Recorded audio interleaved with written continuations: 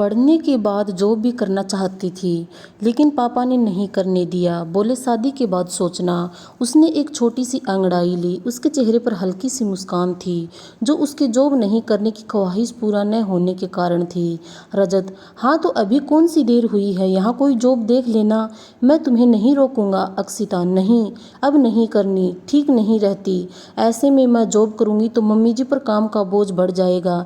इंसानी मस्तिष्क बहुत ही तुलनात्मक होता है, तुरंत तुलना करने लगता है। प्यार का मारा रजत बैठा तुलना कर रहा है। कितना फर्क है रजनी और इसकी सोच में।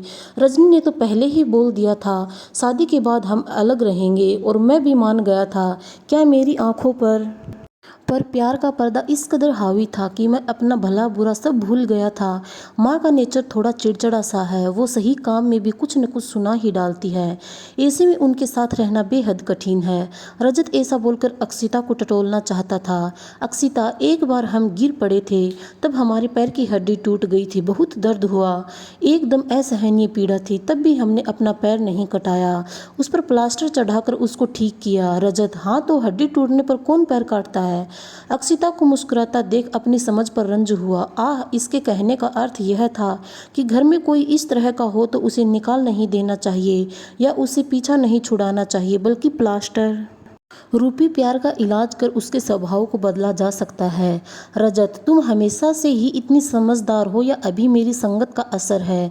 वो खिलखिलाई। अब प्रोफेसर की बीबी इतनी भी समझदार नहीं होगी तो लोग मजाक नहीं बनाएंगे। यह क्या मेरी समझदारी पर व्यंग्य था? लेकिन उसने फिर भी मुझे नीचा नहीं दिखाया। बम के धमाके के साथ मेरे बिखरे हुए टुकड़ों को अक्षिता ने समेट लिया था। अक्षिता बिस्तर से उठते हुए बोली, आपको एक चमत्कार दिखाएं? रजत, दिखाओ। अक्षिता ने अपने पर्स से छोटी सी बोतल निकाली और फुस-फुस की आवाज के साथ इधर उधर इत्र की कुछ बूंदों से कमरे को महकाने लगी। रजत, इसमें चमत्कार जैसी क्या बात है? इत्र है, महकेगा ही। अक्षिता, आपने कहा था न, उसके शरीर की खुशबू आज भी आपको महका जाती है। तो अब जरा लंबा सांस लीजिए और बताइए, उसकी महक आती है या हमारे इत्र की? मैंने आंखें बंद करके लंबी सांस ली। एक इत्र के ऊपर कैसे पुरानी खुशबू बाकी रह सकती है? आंखें बंद करते ही रजनी नहीं बल्कि अक्षिता का मुस्कुराता हुआ चेहरा था। रजत, क्यों, अभी तो तुमने कहा। अक्षिता, हाँ, लेकिन अब नहीं हो पाएगा। भैया भाभी दूसरे शहर रहते हैं, और मम्मी जी की तबीयत मैं कैसे भूल जाऊं जो तुम्हारे साथ किया। भविष्य में मैं तुम्हें प्यार दे भी सकूंगा, इसका भी वादा मैं नहीं कर सकता। अक्षिता रजत के पास बैठते हुए उसकी आंखों में देखते हुए बोली, मैं आपकी हालत समझ सकती हूँ, जो हुआ सो हुआ। वैसे भी कुंवारा दिल एक आईने के जैसे ही तो होता है, जो सामने आया उसका ही प्रतिबिंब बन जाता है, परंतु वो बदल सकता है। लेकिन शादी एक फोटो के समान है, जिसमें परिवर्तन नहीं हो सकता। हमारी शादी हुई है। शादी वो पवित्र रिश्ता है जो देवताओं के समक्ष किया गया गठबंधन है। अब आप हमको समझाइए और हम आपको। हम हमारे प्यार से आपको इस तरह बांध लेंगे कि आपको रजनी कभी याद ही न आए। इन शब्दों ने रजत के बिखरे हुए टुकड़ों में फिर से जान भर दी थी। इतना भरोसा, इतना अपनापन कभी नहीं मिला। इन शब्दों ने रजत के मन में उथल पुथल मचा दिया था। कभी रजनी सामने आ गई तो क्या वो अपने को रोक पाएगा? उसके साथ बिताए पल याद करके वो कहीं उसको धोखा तो नहीं देने लग जाएगा?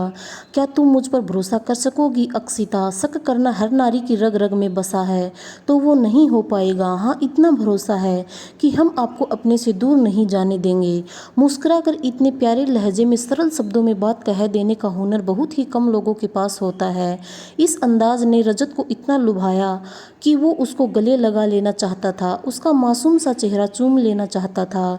एक चुंबकीय शक्ति उसे खींच रही थी। अपने को संभालते हुए कहा, ये तुम हम हमारा कहती हो तो लगता है जैसे तुम नहीं, तुम्हारा परिवार भी साथ हो। अक्षिता खिलखिलाई, हाँ तो है ना, वो सब हमारे ही साथ। आपको इच्छा नहीं लगता तो हम अपना बोलने का सलीका बदल देंगे। बचपन की आदत है तो थोड़ा समय जरूर लगेगा। यह क्या था? कोई अज्ञात अस्त्र जिसने उस पर प्रहार किया था? कैसे कोई इतना मीठा हो सकता है? कैसे कोई अपनी आदत तक को विवाह के लिए बदल देने की बात कह सकता है? क्या स्त्रियों को ही सब त्यागना जरूरी है? क्या वो अपने विवाह के खातिर रजनी को निकाल कर इसको दिल में नहीं बसा सकता? यही सब सोचते विचारते चुंबकीय शक्ति इतनी बड़ी कि रजत अब अपने को रोक नहीं पाया। उससे से लिपट गया। कमरे में फैली इत्र की खुशबू और उसका मखमली बदन उसे मदहोश करने लगा। उसके हाथ रजत की कमर पर थे। उसका विरोध न करना रजत की उत्तेजना को बढ़ा रहा था। कपड़ों ने सरकना शुरू कर दिया। चुम्बनों की बाढ़ आ गई। यह पहले प्यार का एहसास था जो सुहाग रात के एहसास से कहीं अधिक थी। यहाँ संतुष्टि थी। मन में रजनी का ख्याल कोसों दूर तक नहीं था। बाहों में समाई सिर्फ अक्षिता थी। कमरे के ठंडे तापमान को शरीर की गर्मी गर्म कर रही थी। रजत उसकी बंद आंखों में भी संतुष्टि का भाव देख पा रहा था। यह बलात्कार नहीं, पूर्ण प्रेम था। शादी को 8 साल बीत गए। रजनी का ख्याल कभी नहीं आया। 6 साल का बेटा बंटी जीवन में आ चुका था। अक्षिता ने घर बहुत अच्छे से संभाल रखा था। छोटी मोटी नोक झोंक चलती रहती थी, लेकिन उसमें भी प्यार छुपा होता था। प्रत्येक नोक झोंक के बाद आकर्षण और अधिक बढ़ जाता। यही सब तो जीवन का आनंद है। तुम ही हो आती। बेमतलब मुझे छुट्टी करनी पड़ी। बाथरूम से निकलकर तौलिए से सर को रगड़ते हुए कहा, अक्षिता, हमेशा हम ही जाते हैं, आज आप जाइए। जानिए तो आपका बेटा क्या गुल खिला रहा है स्कूल में। आज बंटी की स्कूल की पीटीएम है। प्रोफेसर होने के बावजूद आज भी स्कूल की टीचर से मिलना रजत को उसके स्कूल की क्रूर टीचर की याद दिलाकर उसे डर का एहसास कराता है। अनमने मन से रजत बंटी का हाथ पकड़े स्कूल के कॉरिडोर में दरवाजों पर पड़े नंबरों को देखता जा रहा है। बंटी उछल उछल कर चल रहा है। वो खुश है, आज उसके पापा साथ आए हैं। कमरा नंबर 135 के आगे उसके कदम रुक गए। यही बंटी का क्लासरूम है। सामने लंबे सुलझे बालों वाली उसकी टीचर रजिस्टर में कुछ लिख रही है। रजत के कदम वापस हो गए।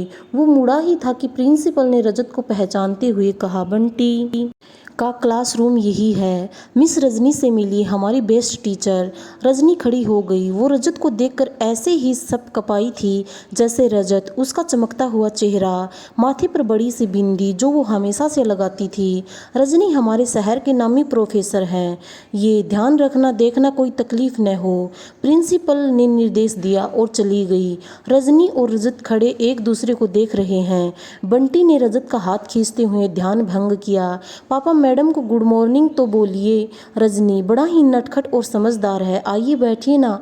रजनी कुर्सी पर बैठ गई। सामने छोटे बच्चे के बैठने की बेंच पर बंटी और रजत।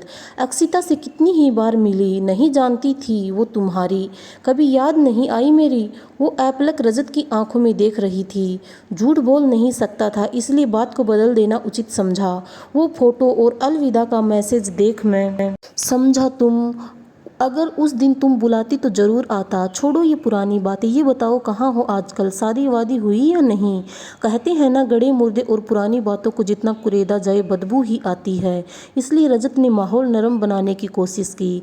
जिस लड़की को तुम जैसे लड़के ने छोड़ दिया उसे कौन अपनाएगा, या यूं कहो कोई मिला नहीं तुम्हारे जैसा। उस दिन दम निकलने से पहले घर वालों ने बचा लिया, तभी आज सामने बैठी हूँ। वो अभी भी रजत की आंखों से आंखें मिलाकर बात कर रही थी। उसके बोलने का अर्थ कुछ ऐसे था कि रजत ने प्यार में बेवफाई की और वो अभी तक उसके प्यार में किसी दूसरे को पसंद नहीं कर पाई। बंटी पढ़ने में कैसा है, रजत ने सवाल बदला। रजनी एकदम तुम पर गया है, हाजिर जवाबी का तो पूछो ही मत। बंटी का गाल नोचते हुए बोली, अब चलना चाहिए। कहते हुए रजत खड़ा होकर लगभग दरवाजे तक आ ही गया। रजनी, मैं आज भी तुम्हारा इंतजार कर रही हूँ। रजत ने पलट कर देखा। उसकी पलकें भीगी हुई थी। उसकी भीगी पलकें उसके प्यार की सच्चाई बयान कर रही थी। रजत को अक्षिता की कही बात याद आ गई। ये लाचार स्त्री के हथियार होते हैं। देरी किए बिना रजत ने पलटते हुए कहा, रजनी, बंटी मुझ पर नहीं अक्षिता पर गया है। मैं तो कभी हाजिर जवाबी था ही नहीं।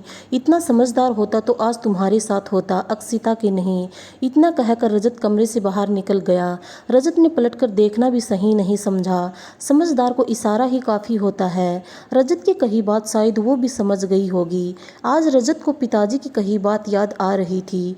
वो लड़की तेरे लायक नहीं है, और प्यार का क्या है, वो तो शादी के बाद हो ही जाएगा। जो लड़की आज भी कह रही है कि दम निकलने से पहले घर वालों ने बचा लिया, तो वो फोटो किसने खींची और मुझे क्यों भेजी। आज बाप बनने के बाद समझ आया है, कोई भी पिता अपनी औलाद का बुरा नहीं सोचता, उसके बेहतर जीवन के लिए निरंतर प्रयास करता है। जिस पिता को उस समय रजत अपना दुश्मन समझता था, आज उनके कहे एक एक शब्द सही लग रहे हैं। बेशक रजनी प्यार करती थी, लेकिन प्यार के सही अर्थ को समझ नहीं सकी। प्यार में वह शक्ति है जो पत्थर को भी चकनाचूर कर दे, सूरज की निकलती ज्वलनशील किरणों को भी ठंडा कर दे। ऐसे में झूठ का सहारा उस प्यार को नष्ट कर गया जो रजनी ने दिल से किया था। रजत को दबाव में था, किंतु उस दबाव को भी सिर्फ उस झूठ ने हवा दी, अन्यथा प्रेम सच्चा होता तो वह दबाव भी नष्ट हो जाता।